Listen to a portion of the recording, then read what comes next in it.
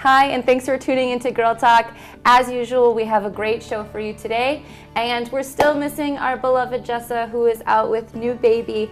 But filling in, we have Stacey Hansen, who is an actress. Well, you're too kind. I would love to have that title.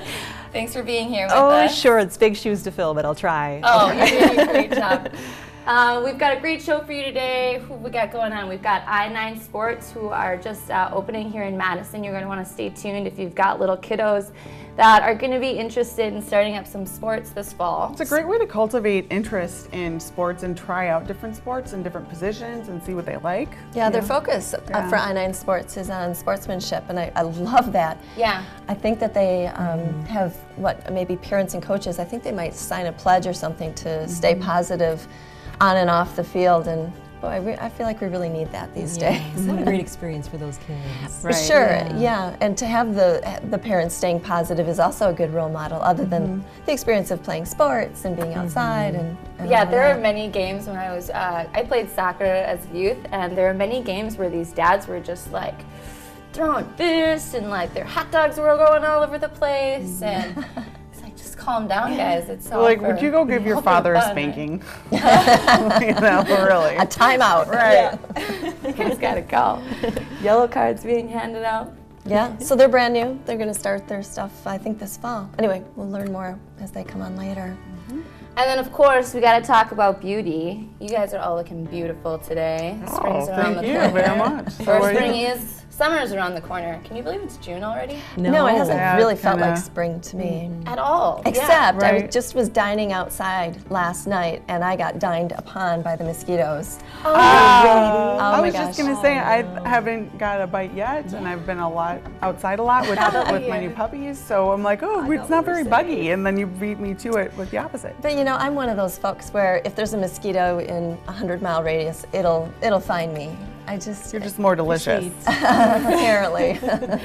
Isn't it fun going back downtown? I mean, I don't live near downtown, and so going back there and walking around with this beautiful weather, it just reminds me of how great Madison is.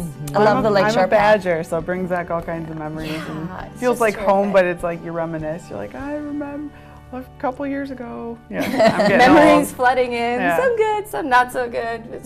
Yeah, they were all terrace, good. Huh? Right, terrace and Badger games and walking to class, and just the campus is so beautiful and dining out and everything. Yeah, we truly live in a special place. So back to your comment about talking about beauty, we'll be chatting with a new cosmetology school. I learned, by the way, it's not beauty school anymore, it's cosmetology school here in Madison. Paul Mitchell, I mean, we all know the name. Yeah. Great products, yeah. They're just opening this month, which is good, because I was like, oh, I've not heard that they had a school here. So that'll be interesting. I think it's super cool how they have they do more than just teach you how to do the services, but they also have the bigger picture. Maybe they all do, I don't know, but that's the first I've heard where they do the career training too. Yeah, so, because everyone's got a different interest. The business aspect of it, for sure. But beauty school dropout, that's the first thing that came to my mind. Like Grease is playing over and over in my head. And I could see how that could be hard, calling it something else. I've always thought that that's job security. If someone that cuts hair, because we'll always have hair to cut. I don't think it's anything that'll ever get automated, right? Doesn't that seem like it'd be a secure job? Yeah. Although, wasn't it the Flowbee? I don't know. Remember that? It was the vacuum that cut your hair. No. Yeah, I think it was a Flowbee. As seen on TV. Okay, maybe most people won't have automated haircuts. But have you heard about the robotic surgeries? Sure. Ooh. Well, yeah, like if they can do that, they can cut some hair, right? I saw this robot peel a grape. Like peel a grape. How expensive would it be to teach a robot how to cut your hair? And everybody has their haircut differently. Probably a lot, but I'm sure people are spending their money on worse. Give it time, everything gets cheaper. Yeah. So you bring in a picture of a celeb, and then you sit under the hood, and then it just does its thing. And oh my gosh, that would be insane. Who else we got? We've got Joe Conant. Joe Conant, our favorite car guru, coming on later. He's going to teach us about the importance of oil changes and why you should probably not put it off, like we all do. Easy to do. And maybe reconsider the quick oil change places where they don't really get to know your car and what's going on besides the oil change itself. There's more to it, I think. a lot more. Well, stay tuned. We've got all of those great topics. And us, of course. We'll be right back with more Girl Talk.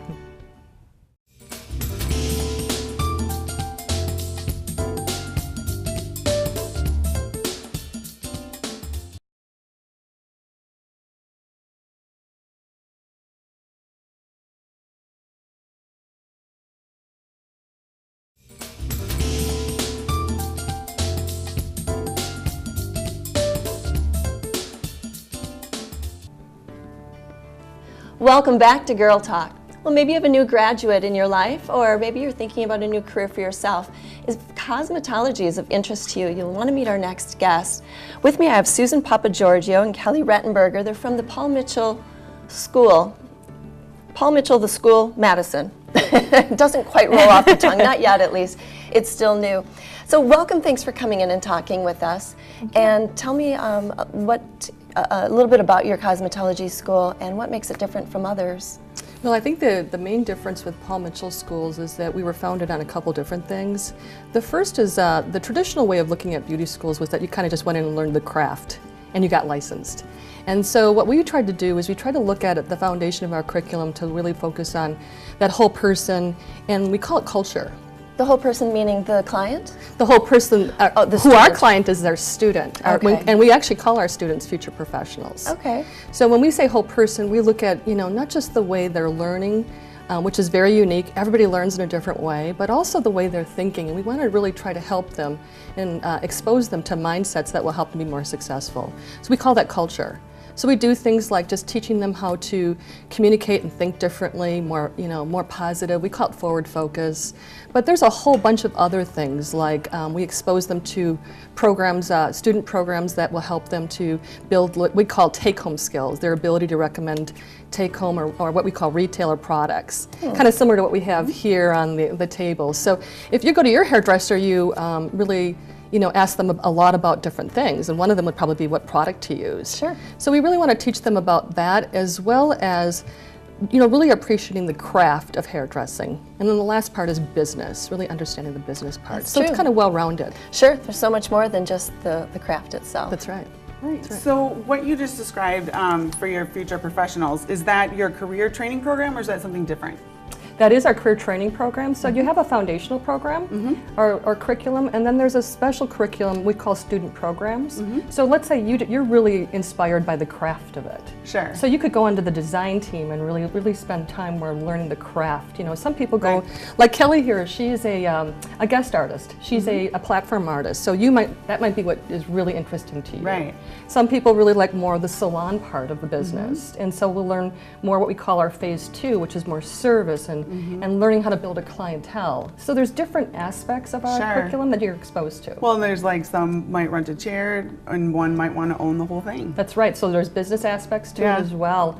I think the two things that we have everyone do is really learn about giving back to the community. We call it fundraising. Awesome. Right. Because that's an important part to building your business and being part of the community. Absolutely. So it sounds like there's a lot to learn. You've got the craft, you've got the business. How do the students go about learning some of these things other than, I suppose, lectures, curriculum that way? Well, we have a Hands-on. multi-pathway of learning, actually. The trend in education right now is really not just about lecture, because most people don't like to learn that way. So they actually get iPads. A lot of our curriculum is multimedia, so they learn a lot of it, in video. They learn it they learn some lecture. We don't call it lecture. We call it a learning experience. So they're really engaged. Nobody likes the word lecture. Right. Yeah, do you want to go to a lecture? now. Do you want to go to a learning experience, right? Right. So we teach that, and we allow them to get their hands into the hair.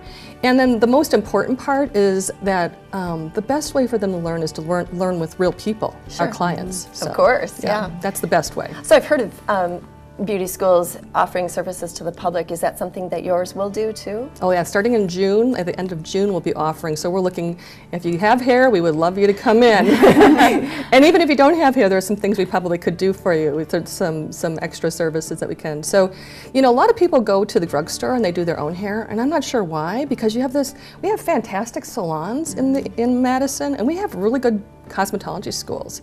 So ours is located over on the west side, and we really want a lot of different types of people. That's how you learn. You learn on different textures, different ages, different different groups, everything. different men and women. We want everyone Right. to so they can practice on it. So. Well, it's fabulous. I did box from the store in middle school and it turned green. So Yeah. that was the We last get a lot time of I tried those. it. Yeah. We get a lot of clients like well, that. you get their business one way or another, right? It's more fun to get it on that. You learn that way, but it's more fun to get them before they have that experience. So. Well, we're Right. just about out of time. So if folks are interested, you just opened. You said people can start coming if the public wants to check out your services from your students. Can start that in June. How do they find you? They're going to find us. They can either call us at 608-807-5993, or they can just visit us at madison.paulmitchell.edu. And you're on Tree Lane on the west side. That's right. That's right. We'll take a break, and when we come back, we have I-9 Sports visiting with us.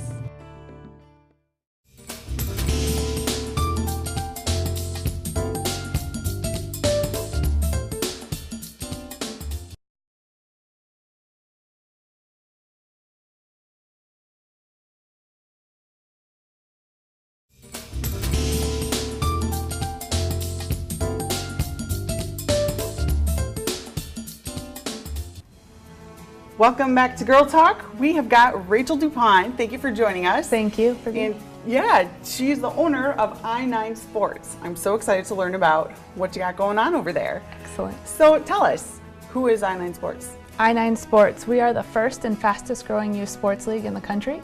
We have about 150 franchises across the U.S., and we also have about 500 venues from those 150 franchises. Wow, cool. Yeah, that sounds pretty terrific. What made you decide to bring I-9 Sports to Madison? I'm born and raised in the area. That's a good reason. Yeah. I left for some time and now back with my husband. And the core values of I-9 Sports and the Midwestern values align very closely. So why not bring it to Madison? I can imagine they do, and what a great place to house it. Exactly, so family friendly, and there are several I-9 Sports throughout the Midwest, Minnesota, Iowa, Illinois, Michigan, so Okay. the list goes on. Perfect. So why I-9 as opposed to all these other sport leagues that are out there? Sure, very good question. We're a one-day-a-week league. We have practice right before the game, so families can get on with the rest of their weekend. It's about an hour and a half to 2 hour commitment, and then they can go on grocery shop and what have you. That's nice, yeah. Exactly. And we also allow kids to play all positions, and we get to have them play equal playing time. That's pretty cool. So you can get a feel for the different positions, decide what they have an interest in, what they're good at. Exactly, and if they want to try a new sport, it's a competitive league, but we don't emphasize the score, we emphasize the sportsmanship and life values that go along with that. We have parents and coaches offer to sign a parental pledge and a coach's pledge saying they will stay positive on the field. Oh, wow. Okay. That's good. That's nice. Yeah. That's needed, I I think. feel like I could have used that quite frequently when I was playing soccer back in the day. I mean, not for our teammates, but for a lot of the dads. Yeah, do you have a bouncer on staff? Exactly. We'll get some muscle. So what sports do you offer? We offer flag football, soccer, t-ball, and basketball. Those are the core sports for I-9. Sure, cool. All right, well, pretty important. Where are you located, and when do these different leagues take place? Excellent. We are located in Middleton. We will be playing our first leagues in the fall at Elm Lawn Elementary School starting September 19th. Okay. So this is really exciting. How can we learn more about it? Or, if people want to get signed up, what do they do next? Sure, you can check us out online at i9sports.com. You can also check us out on social media, Facebook, Twitter, Instagram. What am I forgetting? I know there's so many. Exactly. Yeah. And we'll also be out amongst the town. We have Cows on the Concourse coming up, as well as Ride the Drive. We'll be at the Dane County Fair. We'll be, Wow, you're everywhere. I know. We'll be at the WannaFest Run, and also coming up later in the summer, we'll be at the Try for Schools Middleton Kids Triathlon. What a few great places to get your name out before September rolls around. Exactly. So Rachel, how did you get involved in I-9 Sports? How did you decide to open up in Madison? Like I said, with the core values being so similar of I-9 and the Midwestern values, I knew it was a great place to come home and open our franchise here. So you'd went to one somewhere else and experienced it, and Yeah, just were you a part of decided it was I-9 something Sports, you wanted or to did do? you participate? Very good questions. We have a friend in South Florida that opened a franchise several years ago, and he was very persistent, and you know, the positive feedback that he's experienced, and knew that my husband and I would be very interested in working with children and working with the sports leagues. I have volunteered in the past with Ironman and Great Outdoor Games way back in the day. Yeah. So my love for kids and sports goes you know, back several years. Hand in hand. What a great job to have. Yeah. Right, fun, and you're building their confidence and seeing them grow. Keeping active too. So is there a certain age group that tends to like be better for I-9, or is it really all different age groups? Sure. We focus on 3 to 14-year-olds, and depending on the sport, kind of gives an age bracket for that. Oh, wow, That's that's huge. fantastic. The little guys kicking soccer balls around, it's fun. Oh, Yeah. cute. Toddler. How great. The soccer ball's as big as them. Right. Cool. I think that's a great concept, and I'm excited to see how it goes. I'm sure it's going to be hugely successful, and I'm grateful that we're getting the word out so people know what a great family activity, you know, something to get out and get active. Exactly. Very exactly. cool. It's important for kids to get out and get active. Well, thank you, Rachel. Thank you so much for joining us. Thank you so much. Yeah, check it all out on i9sports.com, and we're going to be right back with more Girl Talk.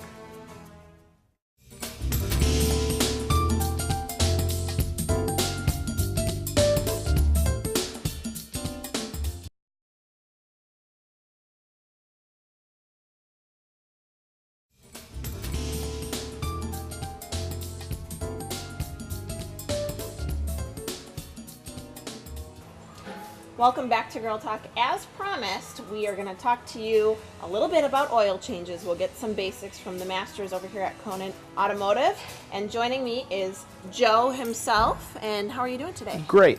So, we got to pick your brain as usual about some car things that we've got questions about. Sure. So what I want to know today is kind of give us some basics about oil changes. Everybody needs them. Right. So walk us through just some real basic things about what you're doing when we come in and get an oil change. Well, it's pretty basic. What we do is obviously we just get the vehicle in the air, and we do a lot of basics up above as far as checking all the lights. We go through a simple, write down a list here as far as what we should check and so on, just to make sure everything is safe on your vehicle.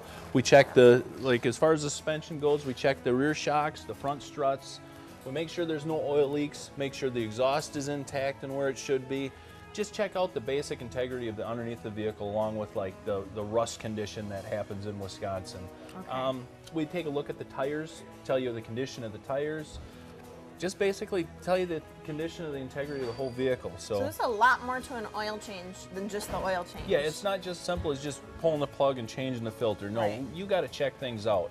A lot of people make mistakes by, you know, it's fun to do your own oil change at home, but there's things that you just can't check when you're rolling underneath your vehicle in your garage on a Saturday afternoon. Well, being able to get underneath the car like this, for one, has to be beneficial. I would have yeah. no idea what I'd be looking for, but being able to be under here and get the full picture. And talk to me a little bit, you mentioned that you look for rust. So how common is that being in Wisconsin after a long winter? Well, the biggest thing is not so much the rust of the body panels, but like the rust of the brake lines. Okay. Especially the brake lines, because there's not an indicator on your dash saying my brake lines are rusty and they're about to blow. Right. So when we look at the brake lines like on this vehicle, they're hidden up underneath here, but we look at those, and if there's bad spots, we'll let the customer know. It's like, okay, you got to keep an eye on this. Right. And it's getting to be more and more common now because people are driving their cars, you know, 100, 200,000 miles, Right. and it's a good starting thing, to catch up. Right. But yeah, absolutely, those are some of those safety things that we might not know to look for. Right. And we might not know to ask those questions whether or not our shop is checking for those things. So Exactly. awesome. Okay. Well, good pointers. Kind of walk me through just the process of an oil change. I really don't know what you do. Well, now that the vehicle's up in the air, so half of it's actually done. We do a lot of checks when the vehicle's done. We check all the fluid conditions levels, top off the washer fluid, check all the lights, check the wipers, just basically check all the things that need to be looked at that you probably overlook. When the technician starts, he'll start by draining the oil, taking the filter out. We'll basically note the condition of the oil too, because a lot of times if you got like a leak as far as coolant leak into the engine, the antifreeze would come out first. So it's good to note the condition of the oil. If it's really sludgy, maybe advise the customer that they have to get their oil changed more frequently other than what they're doing now. Yeah. We'd look at like the condition of the hoses, especially like the radiator hoses going to the radiator, make sure that they're in good shape, not leaking. Okay. Just the biggest thing, like I like to stress, is doing maintenance versus repairs. Because let's say if we did this oil change and, you know, just kind of blew through it, and the customer takes it and they're on their way to work, or they're coming back from the grocery store on a Sunday night and the radiator hose fails, or something else happens that we should have seen when we did the oil change, well, that's the important thing. So, I mean, yeah, an oil change, if you're paying like a $20 oil change, that's what you're getting. Right. But if you pay, you know, You get what you pay for. yeah, exactly. I mean, they're not looking at the things that need to be looked at. Right. So, I mean, yeah, in our shop here, we're going to note everything, and sometimes we may be high, but we're not the one that's going to judge it. The customer's going to be judging what they want to fix on their vehicle. Absolutely. And if we didn't tell them what's going on, we're not doing a good job. So you're going to make those recommendations Right. on all facets of the vehicle based on Correct. what you're seeing while you're doing the oil change. Yep. And that's really what's, I think, important, because a lot of us, me, guilty, bring their vehicle in when they need an oil change or when their check engine light's on. And other than that, that's about it as far as when Right. you're going to get things looked And, at. So and like with the 29-minute oil changes, like a lot of companies try to promote, you can't do a thorough job. You really can't. I mean, yeah, you're getting what you pay for, and you want it done fast. Well, the old saying, haste makes waste. Exactly. absolutely. I just soon take 45 minutes or an hour, check the vehicle out complete, and then let the customer know that, yeah, you're good to go, or yeah, you got to address these problems. Absolutely. And it just makes sense. And that's always a good reminder when we're talking to you is, you know, it's really about staying on top of it and getting ahead of those repairs, trying to get the longevity out of your vehicle rather than waiting until something is wrong Right. or something has gone terribly wrong. That's when the expense really goes up as well. Oh yeah, it goes up a lot. Yeah. You know, double, triple, whatever, but it's nice to know, like, it's nice to know if you're going to have a problem versus, oh my God, I'm going to wake up to a problem. Right, So- absolutely.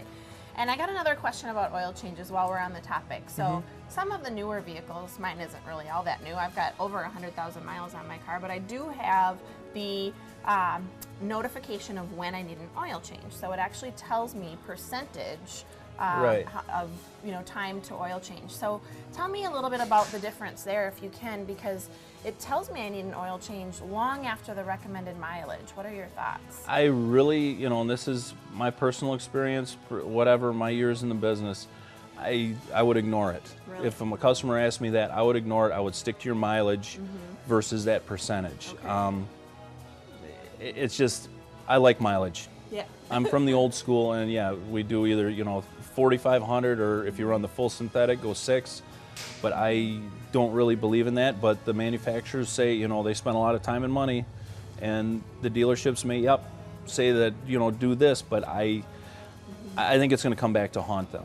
Well, I really and I do. think the other element there too is if you're a procrastinator like myself, what happens is you wait until it tells you need an oil change. You may already be really past the time that you need an oil change, and then however many days or sometimes weeks then still goes by Right. where you're running out of bad oil. So Well, I that's mean, not- if for just quickly on that oil, if somebody can't, like, if you went out and bought a brand new vehicle today and you wanted to keep it for 150 or 200,000 miles, maybe that might be a lot to you, but I would suggest running a full synthetic oil right from the beginning. Change it every 6,000 miles. Don't worry about that indicator as far as percentage, and you'll get the life out of that engine. I mean, the products that they're building nowadays are superior to even what they built 5 years ago. Okay. So Great just keep up the pointers, Joe. maintenance. Well, thank you so much for walking Thank me you. through it. I greatly appreciate it. If you need some pointers, come on out to Stoughton and check out Conant Automotive. Joe's the master. Thanks to Joe, thanks to all our guests, and thank you for watching. Please join us next time.